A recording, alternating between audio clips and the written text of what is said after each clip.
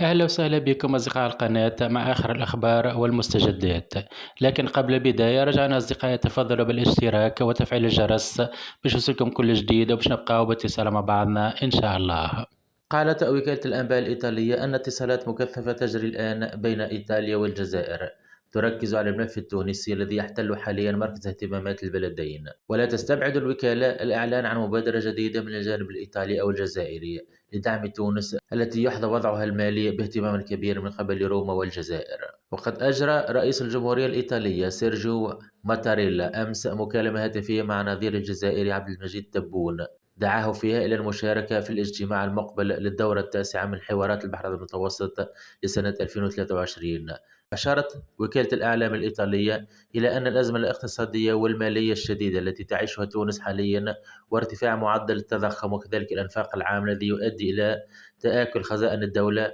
تترك مسألة الإصلاحات الهيكلية التي يطالب بها صندوق النقد الدولي بتنفيذها كشرط ضروري للإفراج عن القروض المتفق عليه في أكتوبر الماضي بقيمة 1.9 مليار دولار مفتوحة. ومن جانبه أكد نائب رئيس الوزراء الإيطالي أنطونيو تاياني في تصريحات إذاعية على الحاجة الماسة لتقديم مساعدة اقتصادية لتونس والحاجة في نفس الوقت إلى تنفيذ الإصلاحات. علاوة على ذلك، من المنتظر أن يجري رئيس الدبلوماسية الإيطالية مكالمة هاتفية مع نظير الجزائر الجديد أحمد عطاف للحديث عن العلاقات الثنائية التي تم تعزيزها خلال حكومة ماريو دراغي وتوطيدها مع حكومة جورجيا ميلوني، هذا إلى جانب الوضع في تونس والأزمة في ليبيا. وبحسب الوكالة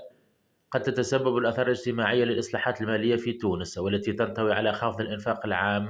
وبالتالي خفض الدعم الحكومي ودعم المواد الغذائية التي يتمتع بها جميع السكان تقريبا تراجع كبير في الإجماع حول الرئيس قيس سعيد. ولهذا السبب تدرس الجزائر التي قدمت بالفعل 300 مليون دولار كمساعدات لتونس والتي تزودها بالغاز والنفط مجانا إمكانية إجراء مبادرة مالية مشتركة مع بعض الدول العربية لدعم تونس في شهر رمضان المعظم.